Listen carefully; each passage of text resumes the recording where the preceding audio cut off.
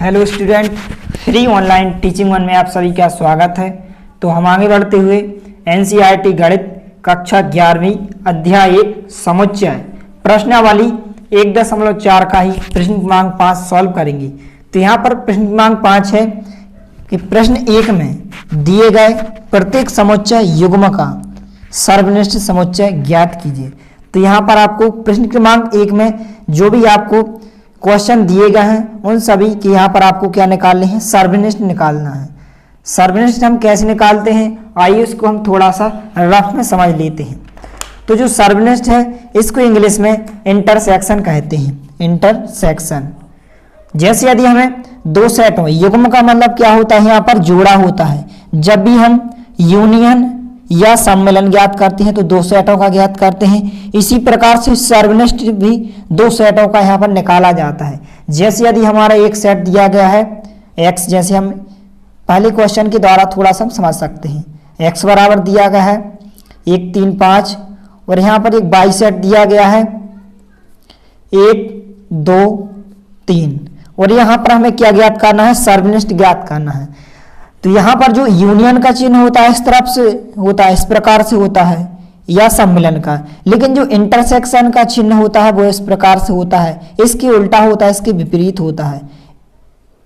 जो इंटरसेक्शन का चिन्ह होता है सर्वनिष्ठ का इस प्रकार से होता है। जैसे यदि हमें x और y का इंटरसेक्शन यानी कि सर्वनिष्ठ निकालना है तो हम इस प्रकार से ज्ञात करेंगे।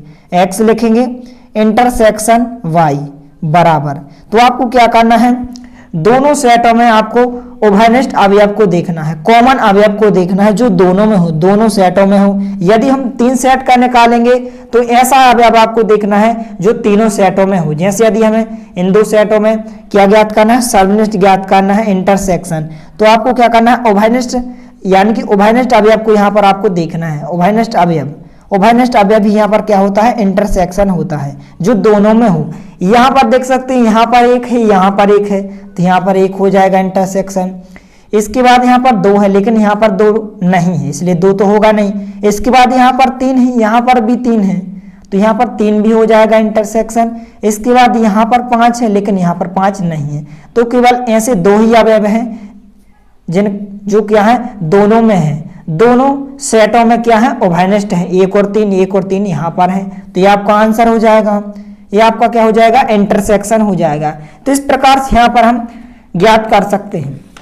तो आइए यहाँ पर सबसे पहले हम पहले क्वेश्चन को सॉल्व करेंगे। तो यहाँ पर सबसे पहले हम लिखेंगे हल, और यहाँ पर क्वेश्चन में पूछा गया है कि सर्वनिष्ठ ज्ञात कीजिए। तो सबसे पहले यहाँ पर हम सर्वनिष्ठ का जो चिन्ह होता है इस प्रकार से होता है, आपको ध्यान रखना है।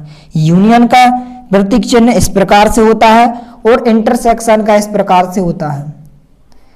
x इंटरसेक्शन y बराबर यहाँ पर क्या होगा, दोनों सेटों में आपको उभयनिष्ठ अवयव को देखना है। उभयनिष्ठ अवयव यहाँ पर 1 है तो यहाँ पर हम 1 लिखेंगे, यहाँ पर 3 है और यहाँ पर 3 है, तो 1 और 3 यहाँ पर आंसर हो जाएगा। x इंटरसेक्शन y बराबर हो जाएगा, इस प्रकार से आपका आंसर हो जाएगा।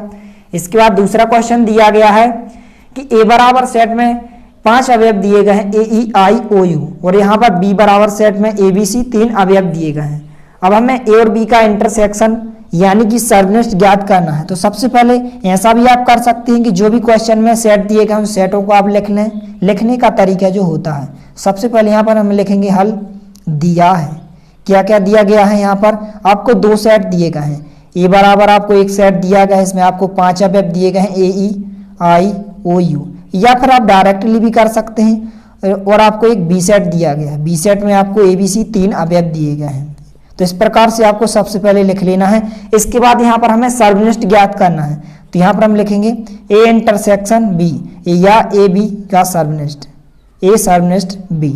तो यहाँ पर दोनों सेटों में आपको उभयनिष्ठ अवयव देखना है। तो यहाँ पर आप देख सकते हैं यहाँ पर ए है, यहाँ पर ए है, तो यहाँ पर हम ए लिखेंगे। यहाँ पर बी है लेकिन यहाँ पर बी नहीं है, यहाँ पर सी है लेकिन यहाँ पर सी नहीं है, ई आई ओ यू, यहाँ पर केवल एक ही अवयव है जो यहाँ पर दोनों में है, दोनों में क्या है, उभयनिष्ठ है। तो ये आपका आंसर हो जाएगा, ए इंटरसेक्शन बी का आंसर हो जाएगा। इसके बाद तीसरा क्वेश्चन दिया गया है। तो तीसरे क्वेश्चन में यहाँ पर आप देख सकते हैं कि इस प्रकार से आपको सेट दिए गए हैं। इन सेटों को सबसे पहले यहाँ पर हम रोस्टर रूप में परिवर्तित करेंगे, फिर हम ए और बी का क्या निकालेंगे, इंटरसेक्शन यानी कि सर्वनिष्ठ ज्ञात करेंगे। सबसे पहले हम ए सेट को रोस्टर रूम में परिवर्तित करेंगे, फिर इसके बाद बी सेट को रोस्टर रूम में परिवर्तित करेंगे, फिर इसके बाद हम ए और बी का इंटरसेक्शन यानी कि सर्वनिष्ठ ज्ञात करेंगे। तो यहाँ पर सबसे पहले हम लिखेंगे हल। सबसे पहले हम ए सेट को रोस्टर रूप में परिवर्तित करेंगे।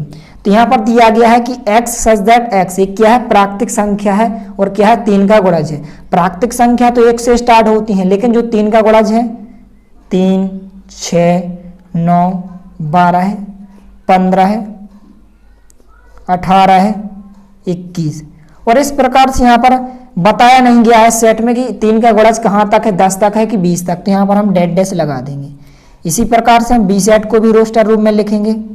तो यहाँ पर बी सेट में दिया गया है कि x सच दैट x संख्या 6 से कम क्या है, एक प्राकृतिक संख्या। तो प्राकृतिक संख्या तो 1 से स्टार्ट होती हैं, लेकिन यहाँ पर 6 से कम प्राकृतिक संख्या चाहिए। तो यहाँ पर 1 से 5 तक की संख्या हो जाएंगी, 1, 2, 3, 4 और 1 क्या हो जाएगी, 5 हो जाएंगी। अब इसके बाद इन दो सेटों का हम यहाँ पर क्या ज्ञात करना है, सर्वनिष्ठ ज्ञात करना है, इंटरसेक्शन ज्ञात करना है। ए इंटरसेक्शन बी बराबर क्या होगा, इसलिए अब यहाँ पर आप को चेक करना है कि दोनों सेटों में ऐसा कौन सा अवयव है जो दोनों में है। यहाँ पर 1 है लेकिन यहाँ पर 1 नहीं है, यहाँ पर 2 है लेकिन यहाँ पर 2 नहीं, यहाँ पर 3 है, यहाँ पर भी 3 है, यहाँ पर 4 है लेकिन यहाँ पर 4 नहीं, यहाँ पर 5 है लेकिन यहाँ पर 5 नहीं है। तो यहाँ पर आप देख सकते हैं कि केवल एक ही अवयव है जो यहाँ पर दोनों में है। तो यहाँ पर इंटरसेक्शन का मान क्या हो जाएगा, केवल 3 ही होगा। इसके बाद चौथा क्वेश्चन को सॉल्व करेंगे। तो सबसे पहले जो भी सेट दिए गए हैं सेटों को हम यहाँ पर हम रोस्टर रूप में परिवर्तित करेंगे। ए सेट को रोस्टर रूप में परिवर्तित करेंगे, इसके बाद बी सेट को भी हम रोस्टर रूप में परिवर्तित करेंगे और यहाँ पर फिर इसके बाद हम ए और बी का सर्वनिष्ठ यानी कि इंटरसेक्शन ज्ञात करेंगे। तो यहाँ पर सबसे पहले हम ए सेट को रोस्टर रूप में परिवर्तित करेंगे। तो यहाँ पर सेट में दिया गया है कि x सच दैट x एक क्या है, प्राकृतिक संख्या है और एक छोटा है, x से x छोटा बराबर है 6 से। तो यहाँ पर 1 को तो शामिल नहीं करना है क्योंकि यहाँ पर बराबर का चिन्ह नहीं है और यहाँ पर 6 को तो शामिल करना है। तो 1 के बाद क्या संख्या आती है, और प्राकृतिक संख्या 1 के बाद क्या आती है, 2 आती है, 3, 4 और 5 और 6 के यहाँ पर बराबर का चिन्ह लगा है। तो यहाँ पर हम 6 को भी शामिल करेंगे। तो ये आपका ए सेट हो जाएगा। इसके बाद इसी प्रकार से हम बी सेट को भी रोस्टर रूप में परिवर्तित करेंगे। तो यहाँ पर बी सेट दिया गया है कि x सच दैट x क्या प्राकृतिक संख्या है और 6 छोटा है x से और x छोटा है 10 से, यानी कि आपको 6 और 10 के बीच की संख्या लिखनी हो। कौन सी संख्या, प्राकृतिक संख्या। तो यहाँ पर कौन कौन सी संख्या होगी, 7 होगी, 8 होगी और 9 होगी। तो इस प्रकार से केवल 3 ही संख्या होगी। अब इसके बाद हमें ए और बी का इंटरसेक्शन यानी कि सर्वनिष्ठ ज्ञात करना है, इसलिए यहाँ पर हम ए इंटरसेक्शन बी लिखेंगे, बराबर का चिन्ह लगाएंगे। यहाँ पर आप मैच करेंगे क्या दोनों में ऐसा कौन सा अवयव है जो दोनों में है, जो कॉमन है। यहाँ पर 7 है लेकिन यहाँ पर 7 नहीं है, यहाँ पर 8 है लेकिन यहाँ पर 8 नहीं है, यहाँ पर 9 है लेकिन यहाँ पर 9 नहीं है। ऐसा कोई भी अवयव नहीं है जो दोनों सेटों में है। तो यहाँ पर क्या होगा, ए इंटरसेक्शन बी का मान क्या होगा, रिक्त समुच्चय होगा, यानी कि कोई भी अवयव नहीं होगा। या फिर हम लिख सकते हैं फाई लिख सकते हैं, कोई भी अवयव नहीं होगा। जब कोई भी अवयव नहीं होता है तो इंटरसेक्शन बी का मान क्या हो जाएगा, फाई हो जाएगा या रिक्त समुच्चय होगा। इसके बाद प्रश्न क्रमांक 5 का जो लास्ट क्वेश्चन है 5वां, यहाँ पर दिया गया है ए सेट बराबर 1, 2, 3 अवयव दिए गए हैं और बी सेट में यहाँ पर फाई दिया गया है। तो यहाँ पर हम इन दोनों का इंटरसेक्शन ज्ञात करेंगे। तो सबसे पहले यहाँ पर हम लिख सकते हैं कि हल दिया है, जो भी हमें क्वेश्चन में सेट दिए गए सबसे पहले उन सेटों को यहाँ पर हम लिखेंगे। ए सेट बराबर क्या दिया गया है, 1, 2, 3 अवयव दिए गए हैं और बी सेट बराबर क्या दिया गया है, यहाँ पर फाई दिया है, यानी कि रिक्त समुच्चय दिया गया है। यहाँ पर हम ए और बी का क्या ज्ञात करेंगे, इंटरसेक्शन, ए इंटरसेक्शन बी बराबर। तो यहाँ पर आप देख सकते हैं कि ए और बी में तो कोई ऐसा अवयव नहीं है जो दोनों में है। यहाँ पर फाई है लेकिन यहाँ पर फाई नहीं है, यहाँ पर 1 है लेकिन यहाँ पर 1 नहीं है, यहाँ पर 2 है लेकिन यहाँ पर 2 नहीं है, यहाँ पर 3 है लेकिन यहाँ पर 3 नहीं है। तो ऐसा कोई भी अवयव नहीं है जो दोनों सेटों में है, इसलिए ए इंटरसेक्शन बी का मान क्या होगा, फाई होगा या रिक्त समुच्चय होगा, या फिर यहाँ पर हम फाई भी लिख सकते हैं। तो ये आपका आंसर हो जाएगा।